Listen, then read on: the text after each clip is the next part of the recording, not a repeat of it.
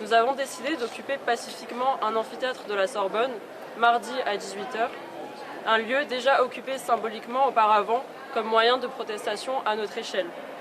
C'est l'indignation générale des étudiants quant à la situation à Rafah qui a initié cette démarche et cet acte de protestation.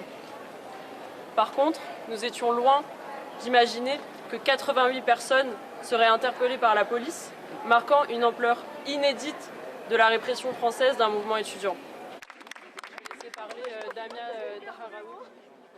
Des agressions sexuelles, plaquages, coups, étranglements et insultes ont été perpétrés à l'encontre des étudiants. Des attouchements sexuels commis sur une étudiante suivis de déclarations inappropriées.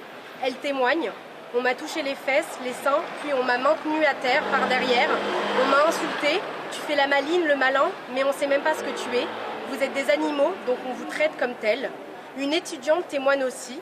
Un vigile m'a attrapée par derrière, m'a mise à terre, alors qu'étant étudiante en médecine, j'essayais de secourir une camarade avec la lèvre ouverte. Je pense avoir une déchirure au bras.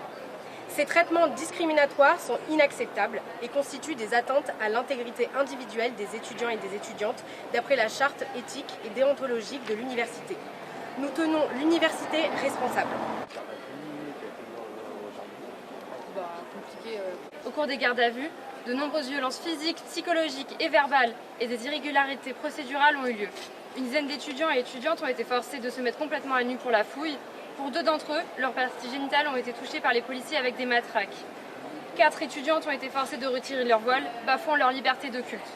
Des insultes islamophobes sont également proférées comme « Tu veux instaurer la charia en France ?» Un étudiant a été plaqué contre un mur par un policier qui criait « Dis-moi ce que t'as fait, tu vas te faire défoncer si j'éteins la caméra. »